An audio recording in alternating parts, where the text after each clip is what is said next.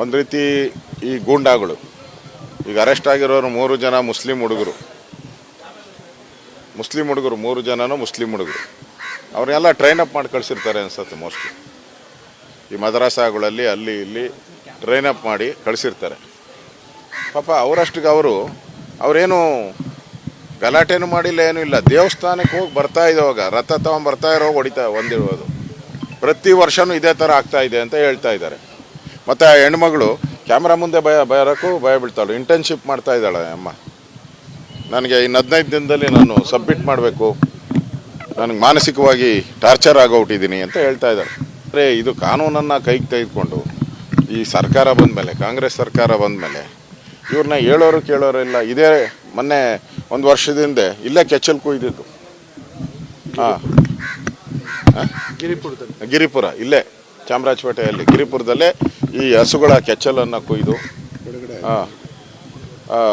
ಅನ್ಯಾಯ ಮಾಡಿದ್ರು. ನಾವೆಲ್ಲ ಬಂದು ಪ್ರತಿಭಟನೆ ಮಾಡಿದ್ರಿ.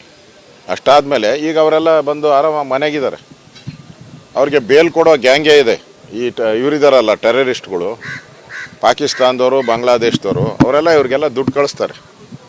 ಅವ್ರಿಗೆ ಬೇಲ್ ಕೊಟ್ಟು ನೋಡಿ ಇವಾಗ ಬೇಲ್ ತೊಗೊಂಡು ಆರಾಮಾಗಿದ್ದಾರೆ.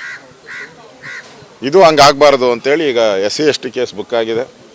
ಆಮೇಲೆ ಹೊಡೆದಿರೋದ್ರ ಬಗ್ಗೆನೂ ಒಂದು ಕೇಸ್ ಬುಕ್ ಆಗಿದೆ. ಪೊಲೀಸವ್ರಿಗೂ ನಾನು ಹೇಳಿದ್ದೀನಿ. ನಮ್ಮ DCP ಅವರು, ನಮ್ಮ ACP ಇನ್ಸ್ಪೆಕ್ಟ್ರು ಎಲ್ಲ ಇಲ್ಲೇ ಇದ್ದಾರೆ.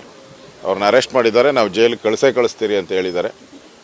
ಮುಸ್ಲಿಮರ ಓಲೈಕೆ ಮಾಡುವಂಥ ಸರ್ಕಾರ, ಇದರಿಂದ ನ್ಯಾಯ ಸಿಗುತ್ತೆ ಅಂತ ನಮಗೆ ಅನಿಸಲ್ಲ.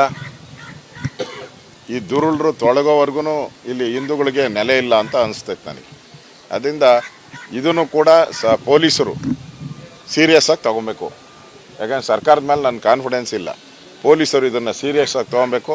ಇಲ್ಲ ಅಂದರೆ ಇಂಥ ಅನಾಹುತಗಳು 100 ಆಗಕ್ಕೆ ಶುರುವಾಗ್ತವೆ. ಎಲ್ಲ ಓಂ ಶಕ್ತಿ ಎಲ್ಲೆಲ್ಲಿ ಮೆರವಣಿಗೆಗಳು ಹೋಗ್ತಾರೋ ಅಲ್ಲೆಲ್ಲರೂ ಕಲ್ತೂರಾಟಕ್ಕೆ ಆಗ್ತದೆ. ಅದಕ್ಕೆ ಓಂ ಶಕ್ತಿ ಸಂಘ ಏನಿದೆ ಅದನ್ನು ಕೂಡ ಬೀದಿಗೆ ಬರಬೇಕು. ಅವರು ಕೂಡ ಪ್ರತಿಭಟನೆಯನ್ನು ಮಾಡಬೇಕು. ಅವರು ಕೂಡ ಕಮಿಷನರ್ ಅವ್ರಿಗೆ ಪತ್ರ ಕೊಡಬೇಕು. ಹಾಗಾದಾಗ ಮಾತ್ರ ಇದಕ್ಕೆ ಸರಿಯಾದಂಥ ಪಾಠ ಕಲಿಸೋಕ್ಕೆ ಆಗ್ತದೆ.